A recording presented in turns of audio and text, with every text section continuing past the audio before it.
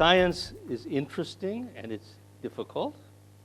The technology is interesting and it's difficult. And the applications are really important. I can't think of a problem that I would rather spend the rest of my days on. It's important. I want to tell you about low-cost plastic solar cells. Last summer, there was a program on the Discovery Channel in the U.S. I don't know if they distribute it more broadly, but it was on the Discovery Science Channel. They came to Santa Barbara and they filmed a lot of this whole hour. And during the course of this, I'll show you a few clips from that as appropriate. So, excuse me. Let's hope that the sound works. The energy that we receive from the sun in 1 hour here on the Earth is sufficient to handle the energy needs of the entire planet for a year. Naturally, he enjoys the conventional photovoltaic solar panels on his house. The power from the solar cells is coming down through this cable into the house. This is our electric meter. When the sun came up this morning, the meter started running backwards. We're selling electricity into the grid. That's incredible, right? When the sun comes up in the morning, my electric meter runs backwards. My electric bill, monthly bill, has gone to zero. No moving parts. But the problem is it's too expensive. Okay? Of course, the size of the system scales, the cost of the system scales with the size of the system. But nevertheless, if I look at the savings that I am enjoying from having the solar cells on my roof, it will require roughly 10 years for the savings to pay off the capital cost. It's too long. I don't know, I probably won't even be here in 10 years. But most people, at least in the United States, they don't even live in their houses that long. We need to have a technology that is lower cost. And of course, that's why we're all here, talking about polymer solar cells. So I don't need to convince you, I think, that this is an opportunity. There are two principal problems. One, of course, is the cost, and the second is that, as you very well know, you get 100 milliwatts per square centimeter at noon in Santa Barbara and in Linz on a good day. So no matter how you do your calculations, you need a lot of area. So we need a technology in order to make a significant contribution to the energy problems. We need a technology that is both low cost and capable of being produced in large areas. As Serdar said, this area of semiconducting and metallic polymers has had, I would say, unforeseen consequences. At least in the early days, these materials were intractable and certainly not processable. But as you see here, and as you all know, these materials are now processable from solution. They can be formulated as inks, but inks with electronic functionality. So people all over the world, many of you, are taking advantage of that, trying to create technologies like that one shown in the cartoon, whereby one would be able to produce by the methods of printing and coating low-cost technology solar cells. And of course, the This is an exaggeration, but it gives you the idea. Now,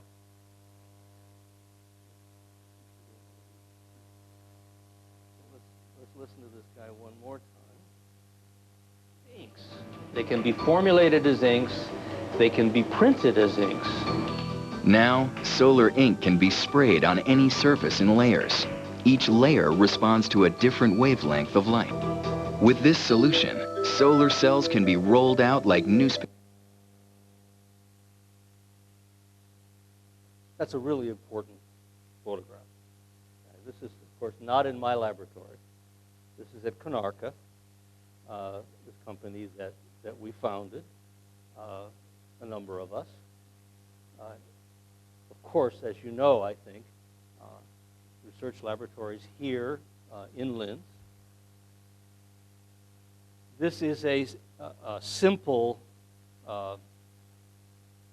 R&D pilot line. But you can see that it is being done in a roll-to-roll fashion. And off of that line, or another one that is very similar, comes things like this. Now, I don't know. This is impressive. Okay. I can say it because I didn't do it. Roll-to-roll manufacturing of solar cells is a reality. It's got a long way to go. Efficiencies are still too low. But they will be low cost, and they will be in high area, large area, capable of being produced in large area. And it's our responsibility to make them have sufficient efficiency and lifetime, et cetera, to be commercial products.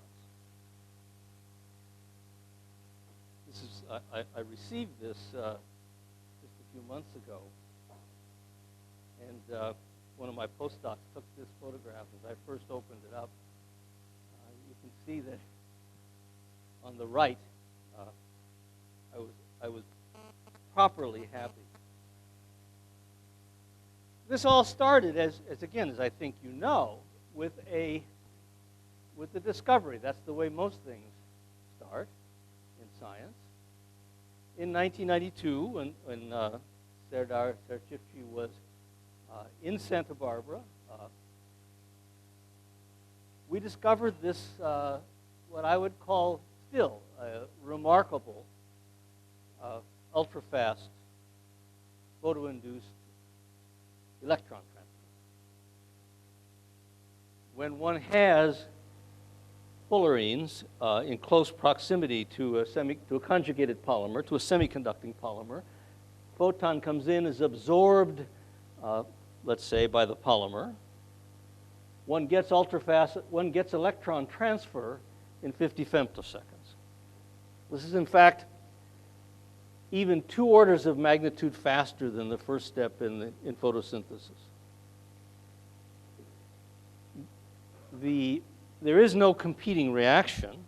The photoluminescence reaction, the photoluminescence decay time is several hundred picoseconds, maybe sometimes shorter, but much, much longer than this 50 femtoseconds. So the quantum efficiency for charge separation is very close to unity. Now, that means that every photon that comes in can give us a pair of separated charges, as you know. Well, that's not sufficient, okay? If the back charge transfer were equally fast, then we would never have a chance of getting the charges out. And as you also know, nature had however many millions of years to figure out how to have a very rapid forward transfer and an inhibited back transfer. We lucked out. We got it without even trying. The forward rate here, as I said, is a few times 10 to the 13th, and the back rate is 6 to 8 orders of magnitude slower, even at room temperature, and of course much slower if you go down in temperature. So we have, in principle, sufficient time to get the charges out. And that's why the ultra-fast electron transfer reaction is so important. We have a potential quantum efficiency approaching 1. The back charge transfer is inhibited. So we have a foundation for making high-efficiency solar cells. The problem is we have to get the charges out. And as you know, or as I think you all know, the very fact that we can process these materials from solution implies that we have a very disordered material when we do. Materials are sufficiently disordered that the characteristic length that a carrier can move before recombination is a few nanometers, 100 angstroms maybe.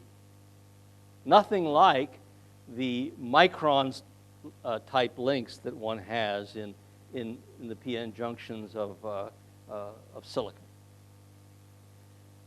So if we want to get the charges out, we have to invent a new way, and that way is, as you know, this concept of a bulk heterojunction material. The idea is that at such an interface, let's imagine that the black is the fullerene network and the white is the polymer network, interpenetrating networks. They have to be self-assembled at nanometer length scale. If one has this, then wherever a photon is absorbed, it is absorbed within 50 angstroms or 100 angstroms of such an interface. Then we have a chance of getting the charge separation and allowing the electrons to run out on the fullerene network and the holes to run out on the polymer network. Now, that actually happened. We can do that, as you know. This is an electron micrograph looking down on a film. The scale bar here is 100 nanometers.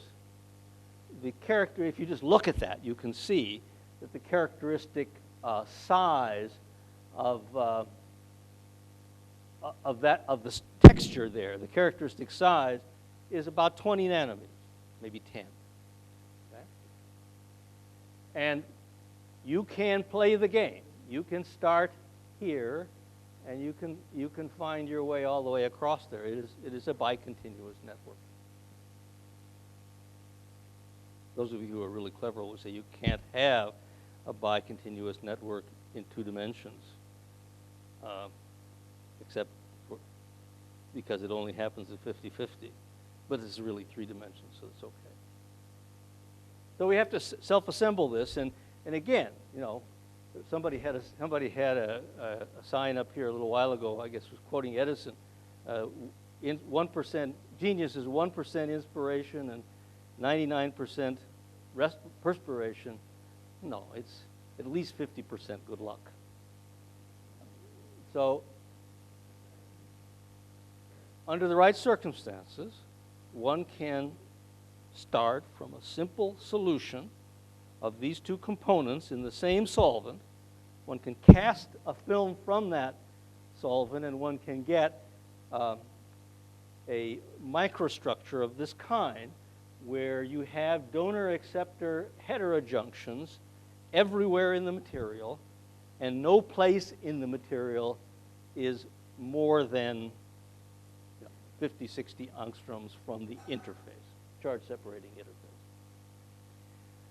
That's not enough, obviously, because even if you succeed in getting all the electrons on the black and all the holes on the white, the electrons don't know whether to go up or to go down. So you have to break the symmetry. You might think that would be a difficult problem, but it is not. You break the symmetry simply by using two different metals with different work functions. The electrons will always go toward the metal with lower work function, the holes toward the metal with higher work function. So you self-assemble the nanoscale structure, bulk heterojunction structure. You break the symmetry with two different contacts, and you are able to create, as you know, a solar cell.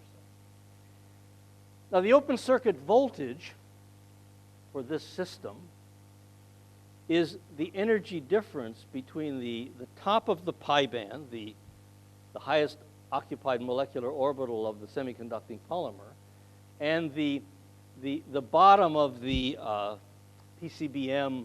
This is the derivatized fullerene. That also forms a band, probably somewhat weaker, thinner, narrower. But when you shine light on this at high intensity, then basically what has to happen is you have to make the Fermi level of the whole system the same in the bright light. That gives rise to an internal voltage, which is the energy difference between these two energies, as I've sketched here. So the important thing to remember is that you would be better off, we would all be better off, if the polymer that we were using is more electronegative, so that this energy is lower, so that the energy difference here is greater. It's not sufficient just to have the energy gap right. It's very important also to have the electrochemistry right, so that one can optimize the open circuit voltage, which is goes right to the bottom line of the efficiency. And this is an important point for the polymer synthesis people to keep in mind. In order to get that microstructure and optimize it, many people have demonstrated and worked on that problem. I'm showing you here a series of IV curves from this one system, P3HT with the PCBM fullerene, successively annealed at higher temperatures. And as you can see, the short circuit, more highly pure fullerene and more highly pure polymer, and you get the best results after that annealing.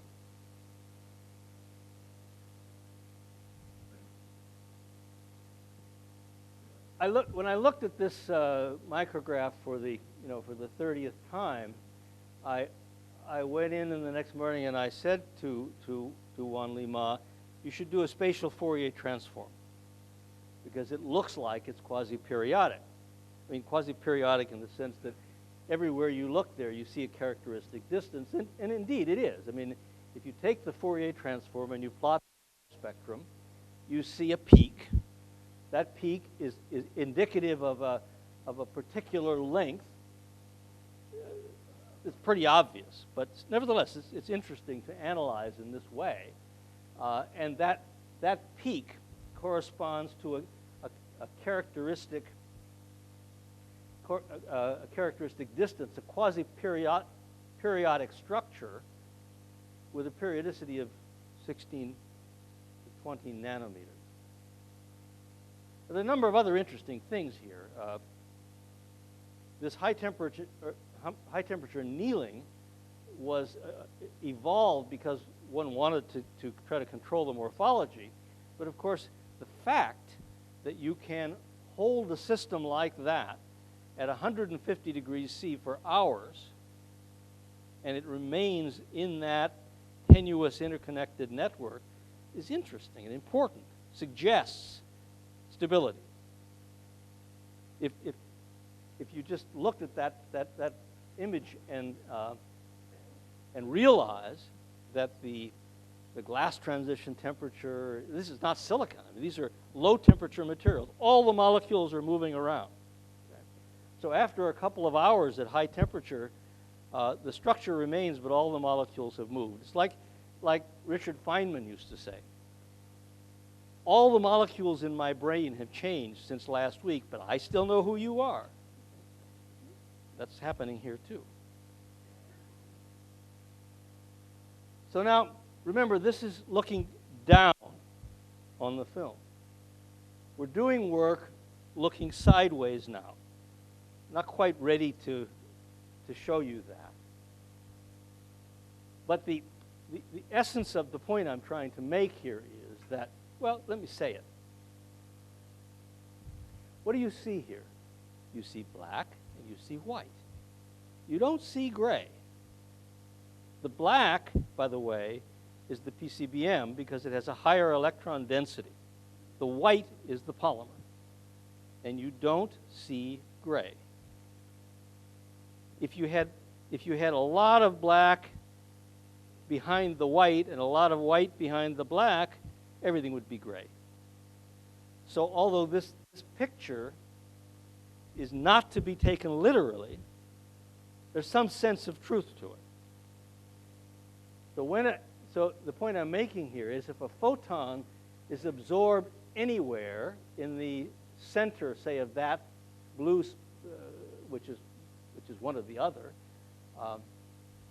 no spot on the material is more than 60, 80 angstroms away from that interface. And once it gets to the interface, there's not a superhighway across, but there is a tendency for a direct path. And I base that argument on the fact that when you look down on the top of it, you don't see gray, you see black and white.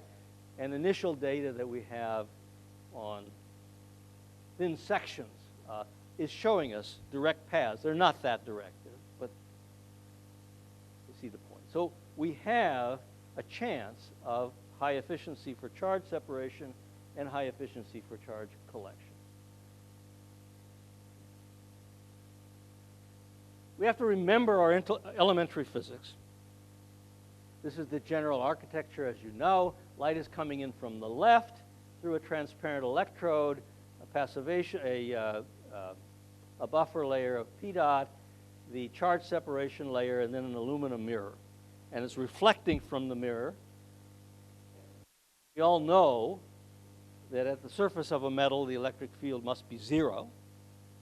So in this configuration, actually, the region right close to the aluminum mirror is not very useful.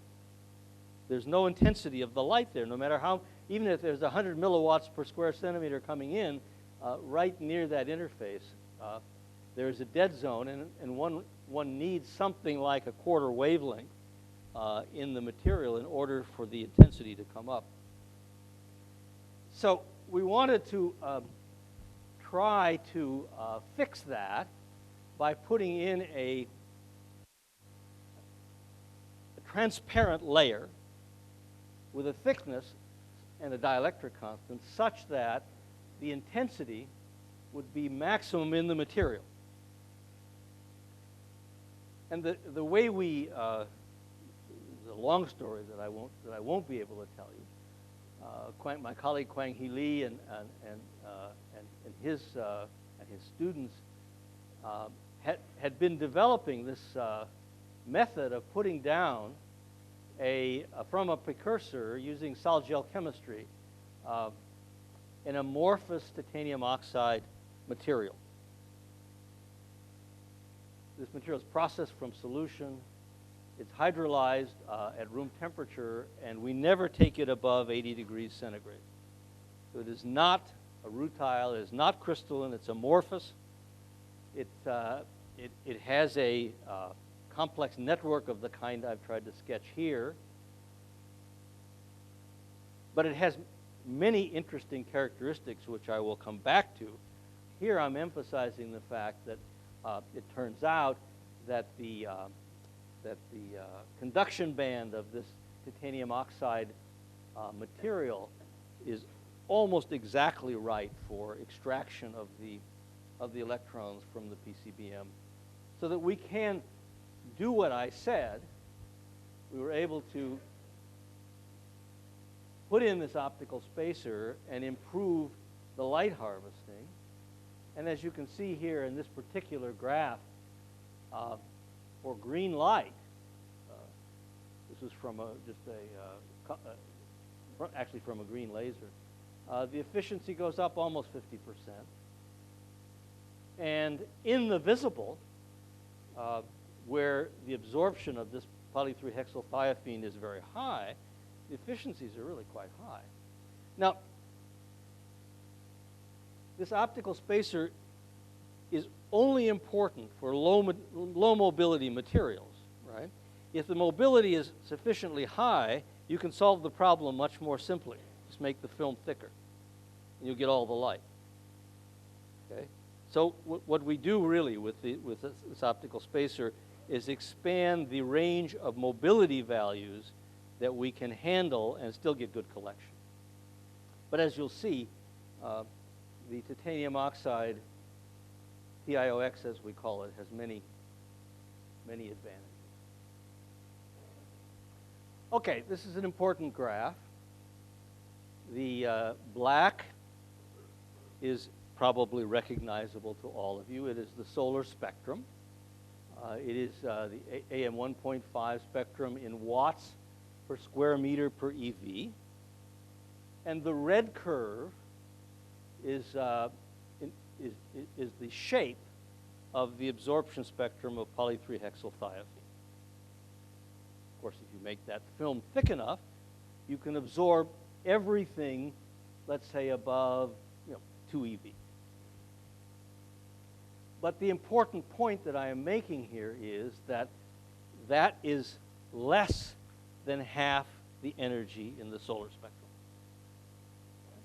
So the energy gap of this particular polymer is too large or is not well matched to absorbing the solar spectrum.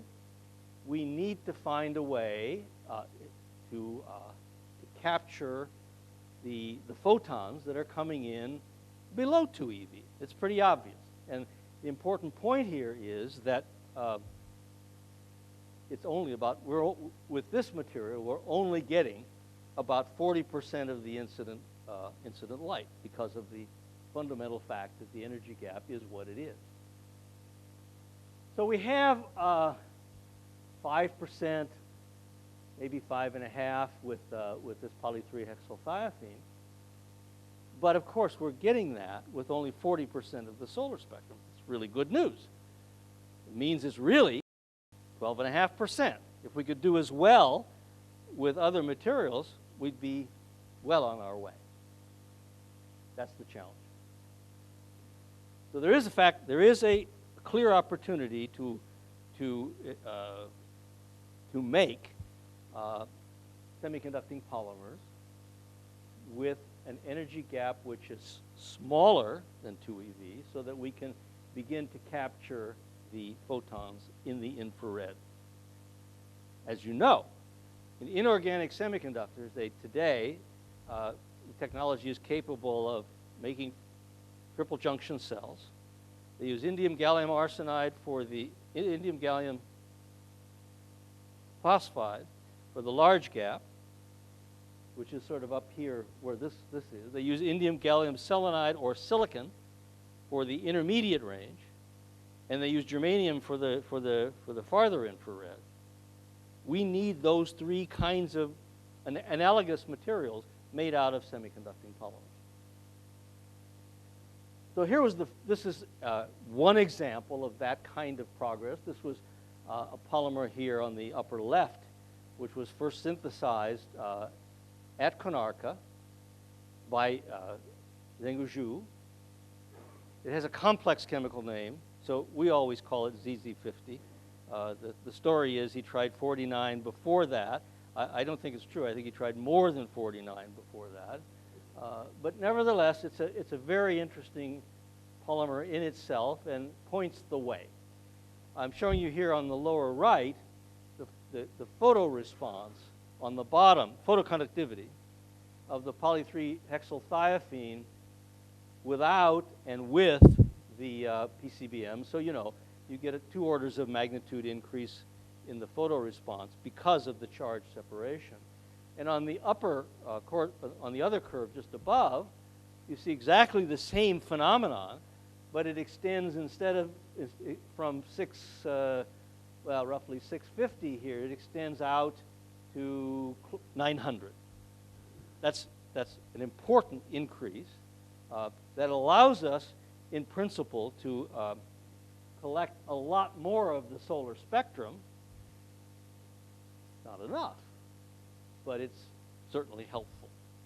So now we have the capability of going out to, as you can see here, 1.5 eV. If you do if you integrate that area in your mind, we're probably getting now roughly we're capable with those two polymers of getting roughly 2/3 of the energy, but there's still opportunity and I would say a need for even smaller band gap polymers. And as I will show you, the situation with this ZZ50 is far from simple and far from finished. Turns out that the thermal annealing trick that we used, many of us, for optimizing the morphology of the poly-3-hexylthiophene does not work for the ZZ50. It's non-crystalline material. We could talk about that for a long time, but we found a way, Guy Bazan and his students, Dan Moses, we found a way to improve the morphology by using a processing additive. That's the only thing I can call it. We found that if you add, for example, alkane dithiol, there are a whole class of these, diiodoalkane, we can improve the morphology and we can improve the efficiency. I'm showing you here on the right the corresponding IV curves for a series of these alkane dithiols with different alkane chain length. And as you can see, the octane dithiol does the best, but it's a significant improvement. Again, it's about a 50% improvement. The short circuit current is going up from 8 to 12 milliamps per square centimeter. That's telling us that the morphology is getting better. And we verified that in other ways. On the left are the corresponding spectra. If you look at those spectra, the same color code is relevant here. So the longer alkane chain gives the most well-defined vibronic structure and the biggest redshift. And historically, we've always interpreted that kind of a shift to improved local structural order. So we think that's what's going on here. The result is impressive. We were able to improve the efficiency, as you can see on the bottom, of this ZZ50 PCBM system by a factor of 2, from 2.8% up to 5.5%. It's still, of course, not what it should be, or what we would like it to be. If you look at the upper graph, which is the IPCE, you see the dotted green line is that which we obtained without the processing additive, where the quantum efficiency is never greater than 30%, typically lower. By using this chemical means of improving the morphology, we can bring that up to around 50%. But of course, the opportunity then, being an optimist, there's still another factor of 2 that we could hope to improve it. Even in the case of the P3HT, as you can see, the peak at the peak, the IPCE is good, but it still could be considerably better, and we could hope to get significant improvements. And I'll come back to that. This was, if those of you want the details, this was published last summer in Nature. So what's going on here? So it turns out it's a very simple idea, which we didn't understand until afterward. It turns out that these so-called processing additives that we're using, the alkane dithiol, for example, is a very good solvent for the fullerene and a non-solvent for the polymer. It also has a higher boiling point than the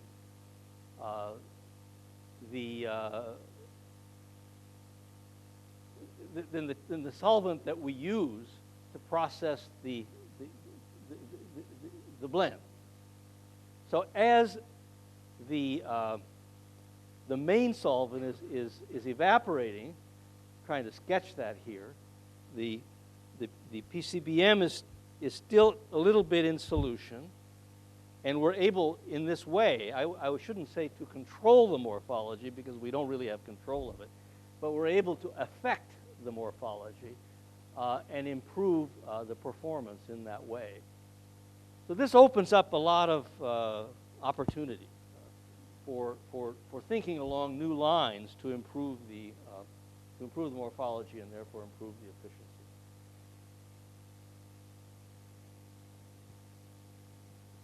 Okay, so the next step was to, of course, follow the history of inorganic semiconductors and try to make a tandem cell, a multi-layer configuration which is equivalent to 2 solar cells in series. So what you have here, this pointer isn't working very well. Here's one cell, and as you see, the active layer here is between P dot and this titanium oxide. The symmetry is broken by the difference in those work functions. And then you reset the vacuum and you do it again here, and if everything is working right and the interfaces are well defined, then the open circuit voltage should be the sum of the open circuit voltages of the 2 cells. Of course, the current, because they're in series, the current would be limited by the poorer of the 2. I don't know how, you probably can't see it very well, especially with the sun on it.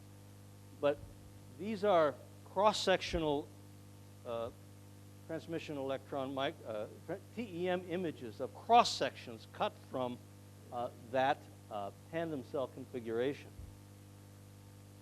What is really impressive here is the quality of these interfaces. I mean, this is not, of course, this is not molecular beam epitaxy. This is cast from solution. But these interfaces are really quite well defined, surprisingly so. There are a number of other pieces of magic here that I'll tell you about, but that I don't understand. Notice that we're putting the sol-gel processed TiOX on top of a very hydrophobic polymer, right? That's this one. So this is a very hydrophobic material. We put this down on top, and we get a very good interface because we actually process the sol-gel. The sol-gel process, we use methanol, and that enables us to get good wetting.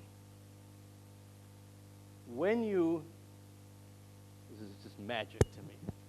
When you hydrolyze the TiOX to this amorphous form, it becomes hydrophilic.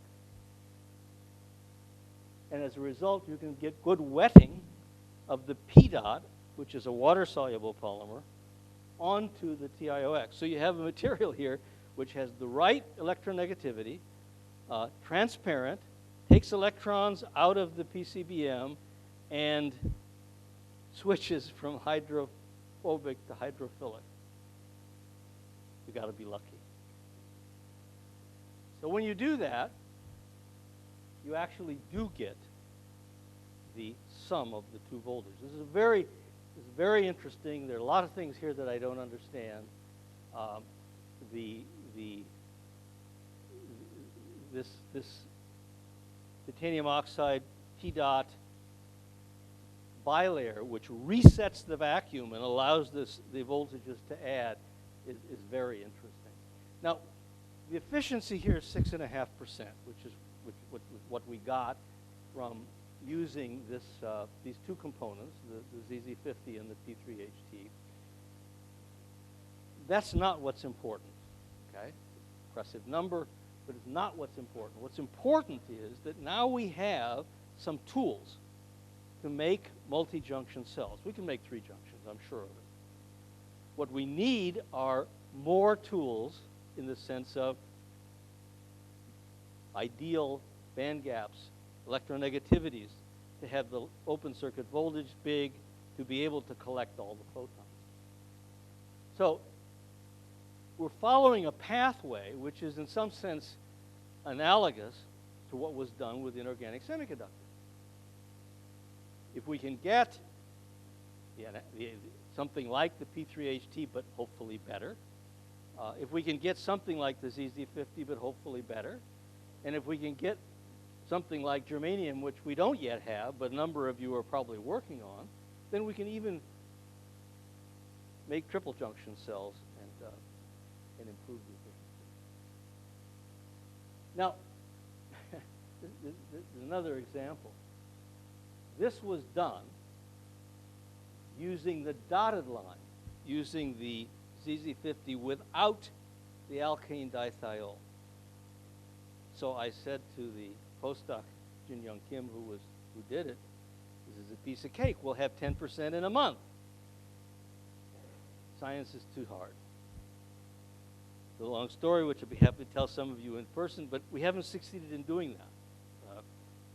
We haven't succeeded yet in being able to do both the improved performance of the ZZ50 and the tandem cell.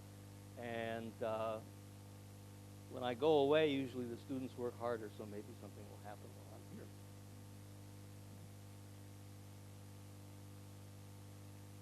So this titanium oxide layer is very interesting. I haven't emphasized the properties sufficiently. I should give a whole lecture on that.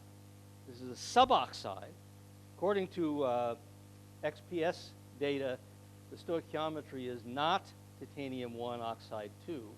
It's titanium 1 oxide 1.5, something like that. So it's oxygen deficient and therefore probably N-type doped, which is good, because if it weren't N-type doped, when you make a structure like that, you would be putting an insulator between these two cells. And of course, that's not what happens. As you see, the fill factor is not bad at all. So there's not a high series resistance in that system, even though we have 2 layers of this titanium oxide. So in the tandem cell, this titanium suboxide serves 6 separate functions. I mentioned this optical spacer, which is or isn't important depending on the mobility, but it can serve that function.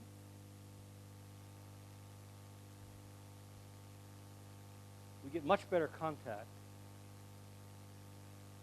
to the aluminum cathode, and we get much better air stability. I'll come back to that in a minute.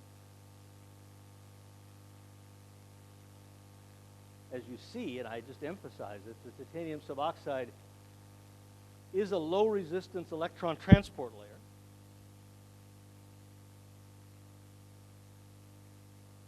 Not only is it a low resistance electron transport layer, but the energy gap for titanium oxide is nearly 4 eV, so holes can't go through. So it's a very effective hole blocker. It breaks the symmetry and therefore creates the open circuit voltage. I said that top of the valence band is at 8 volts below the vacuum. So it not only is a good electron transport layer, it fully blocks holes.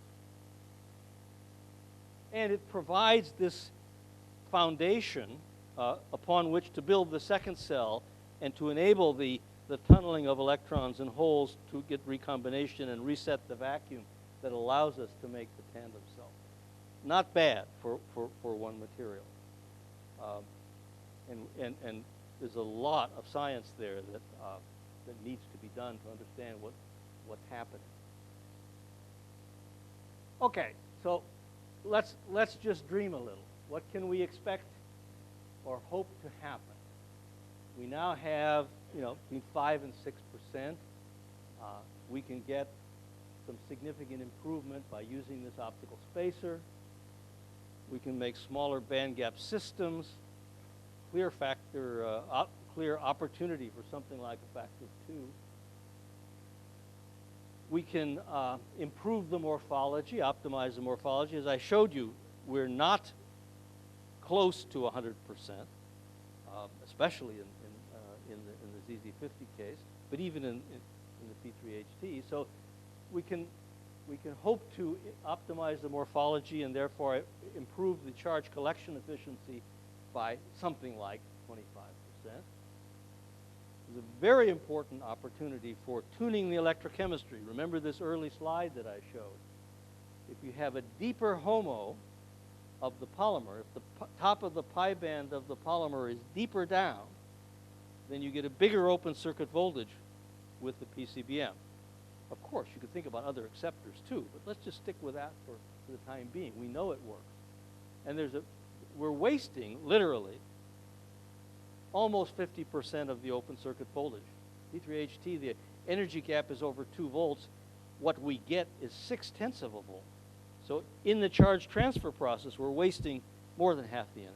If we could better tune the electronegativity of the polymer, we could expect to achieve open circuit voltages above 1 EV, 1 volt. That goes right to the bottom line. Should give us higher efficiency. And of course, the tandem cell opportunity is there. I think it's conservative even to say 50% improvement, but those are the kinds of numbers, and you could argue with me on any one of them, but I think you can see the opportunity. We actually know how to approach each one of those problems, and as I've tried to show you, some success in each one. The difficult thing is to get them to work all at the same time.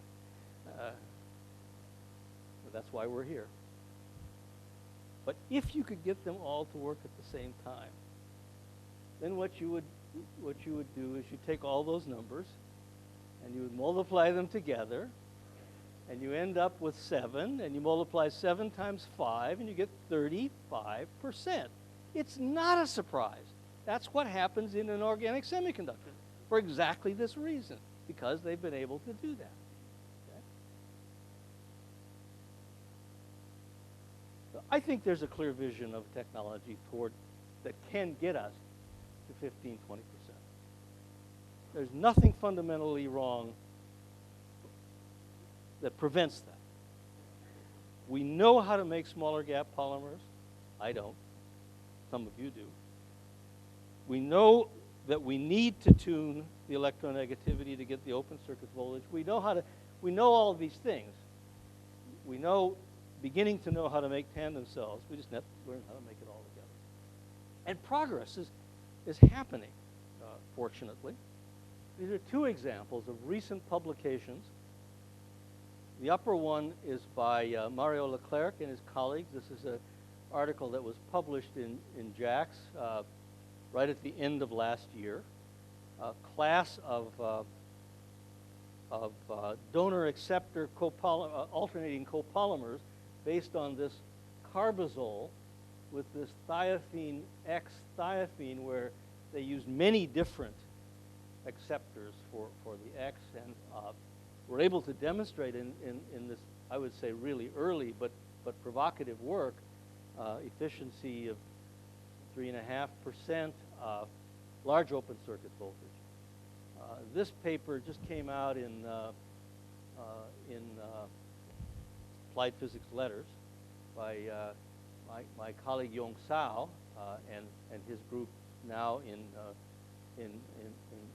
Guangzhou in China. In this case, open circuit voltage was 0.9 EV because they were able to tune this thing down, 5.5%. And I should emphasize that although I'm very pleased with that, the absorption spectrum does not go into the infrared, almost the same as PCVM as P3HT. So this 5.5% is really impressive. We can do better, and we can make tandem cells with it. But the good news is that people are synthesizing systems with these criteria in mind.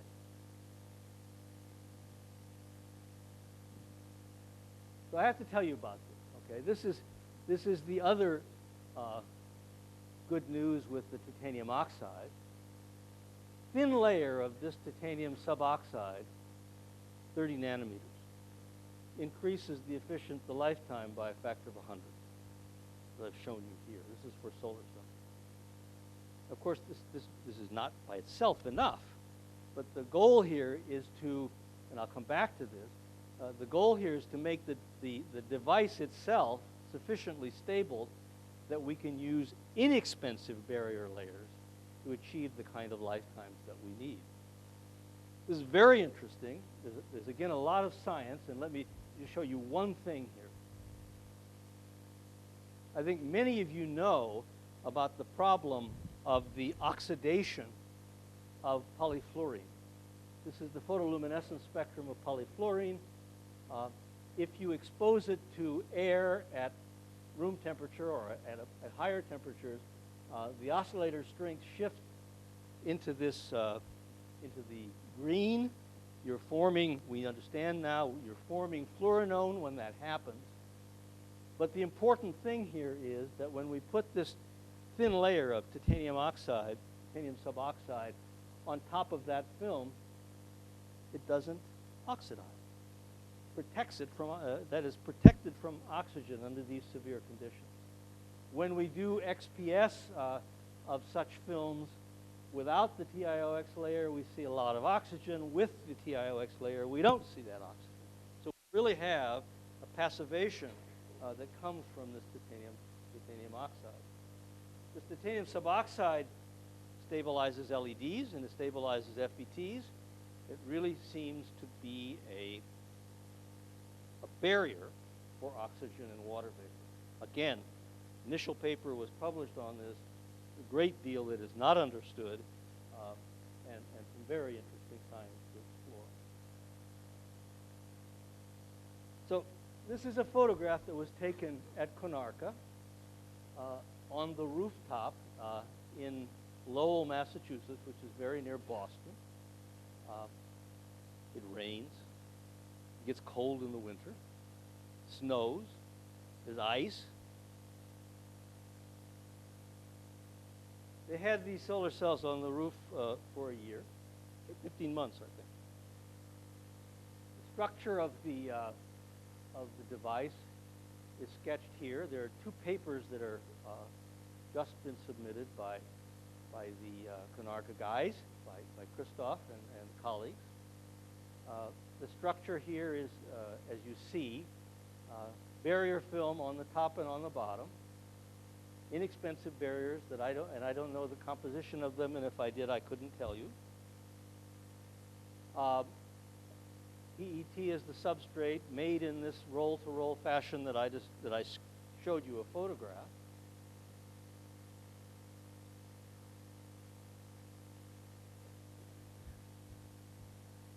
And this too is very recent data that I received from Christoph in a paper not more than a few weeks ago. So the upper black curve is the power delivered into a load over normalized over that 15-month period. The first dip was winter.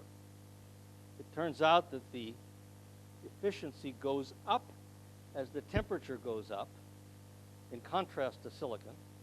And probably that's because the mobility is activated, but again, that needs to be verified in detail. So when the warm weather came and went right back up, after a year, you almost think that the efficiency has gone down, but it hasn't. After a year, what happened was the fill factor went up, so the maximum power point shifted, so that the power delivered was a little bit lower, but the actual device was more efficient after a year than it was, after 15 months, than it was when we started. Really good news. It means that if you have lifetime, we'll figure out how to, we will figure out how to make the efficiency. But we didn't really know that the lifetime was going to be good. This is very encouraging. This is an honest experiment on the rooftop. And as I said, this drop in output power after a year was not really degradation. It was just an improvement in the fill factor so that you have to shift the maximum power point. They went on, and this is again the work of my colleagues at Konarka, to do accelerated degradation. Now we're talking about high temperatures with high humidity, high temperatures in one sun, and as you can, and I should tell you, I'm not an expert at this, but what I am told is that for inorganic semiconductors, the specification is 1,000 hours. There are 800 degrees centigrade materials, which are high temperature materials. So as you can see here, on the open circuit voltage, short circuit current, the fill factor, and the efficiency all make it beyond 1,000 hours with less than 10 or 20% degradation. Very important result. The results are not sufficiently detailed that one can actually predict a lifetime. But we understand that more accelerated testing has to be done, but this is really good news. 1 year on the rooftop, accelerated tests, clear evidence of lifetime on devices which are packaged on flex, on polymer, with low-cost barriers. So the goal, as I said, is to get 10 to 15% with bulk heterojunction polymers, nanomaterials. And this is, again, obviously me. And the important things on my roof, okay? So these are the solar panels that I put on that I paid so much for. They're big, heavy, they're bulky, and look. The solar cells can conform to the contours of